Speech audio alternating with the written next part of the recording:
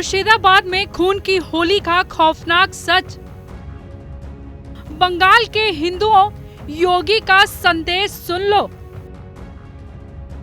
बंगाल की खूनी होली की डरावनी गवाही।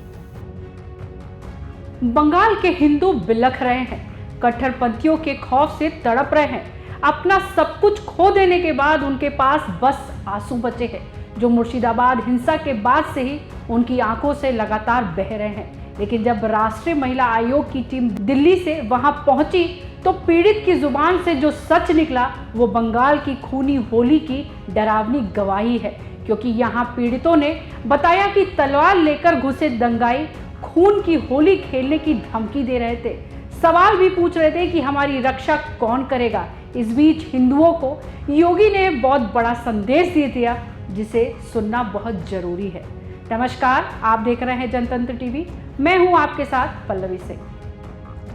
आंखों में आंसू, सिर पर मंडराता खतरा और जुबान पर हिंसा के तांडव का खौफनाक सच है, जो कट्टरपंथियों की दंगा साजिश को एक्सपोज कर रहा है कि कैसे मुर्शिदाबाद के दंगाइयों ने दी खून की होली खेलने की धमकी।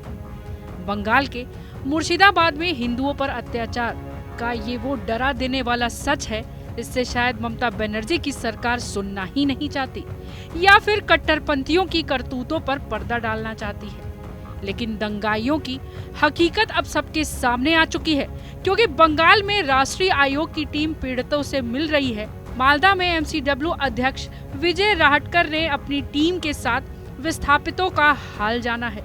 मुर्शिदाबाद में पीड़ितों से बात कर उन्हें भरोसा दिलाया है।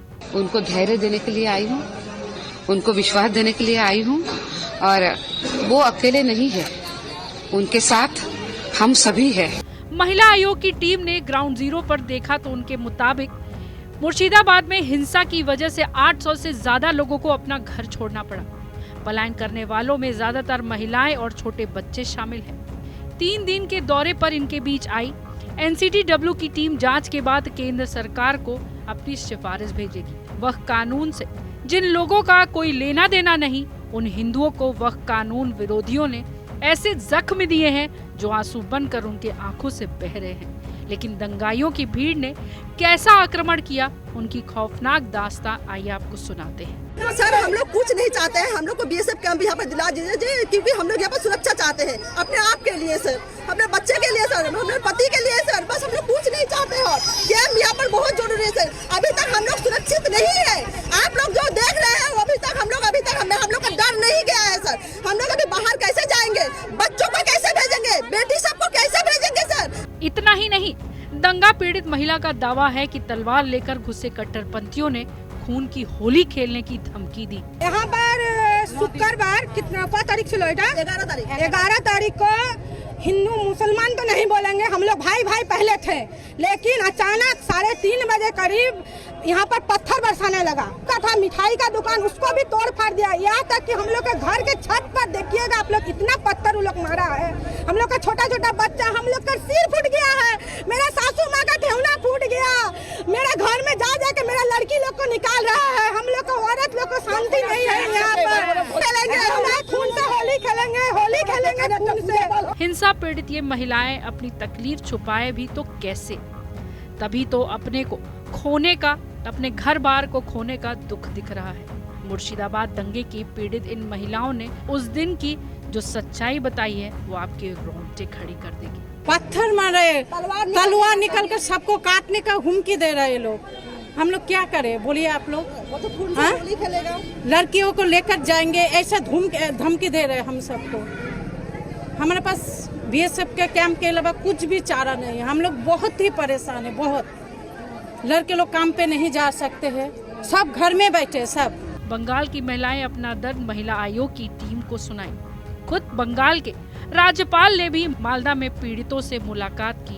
उनके मुर्शिदाबाद जाने से पहले ही लोगों ने बीएसएफ कैंप की डिमांड करने के लिए प्रदर्शन किया। हम लोगों की मांग है कि मुर्शिदाबाद में जो हिंदुओं पर अत्याचार हुआ है, उनके घर जला दिए गए हैं और उसके विरुद्ध ममता बनर्जी सरकार जिस रूप से मूक बधिर बनकर बैठी हुई है, हम सब उसके विरुद्ध मांग कर रहे हैं कि ममता बनर्जी की सरकार को बर्खास्त किया जाए और बंगाल में राष्ट्रपति शासन लागू किया जाए। उन्होंने मुझे बताया है कि वे क्या चाहते हैं। निश्चित रूप से सक्रिय कार्रवाई की जाएगी।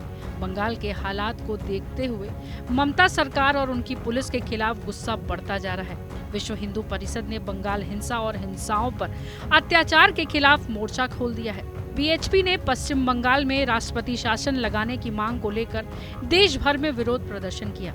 आप देख सकते हैं कि हिंदू परिषद का आक्रोश साफ नजर आ रहा है। बंगाल को बांग्लादेश न बनने देने के लिए यूपी के अयोध्या, मथुरा, अलीगढ़, नोएडा से लेकर संभल, बरेली समेत कई जिला मुख्यालयों पर कार्यकर्ताओं ने ममता सरकार के खिलाफ नाराजगी जताई और हिंदुओं की रक्षा के लिए आवाज उठाई। हिंदुओं का नरसंहार और मॉब लिंचिंग जो की जा रही है सामूहिक रूप से, वहाँ की सत्ता भी इसमें संलिप्त है। इस आक्रोश की वजह से बंगाल में हिंदुओं की ये आंसू, जिसके पीछे है कट्टरपंथियों की करतूत, जिसने विरोध के नाम पर हिंदुओं को बेघर कर दिया। जब हैदराबाद के निजाम ने वहां पर अत्याचार करना प्रारंभ किया तो बाबा साहब ने हैदराबाद के हिंदुओं को और खास तौर पर अनुसूचित जाति से जुड़े हुए लोगों को एक पत्र लिखा। उन्होंने कहा कि वह किसी भी स्थिति में इस्लाम स्वीकार न करें,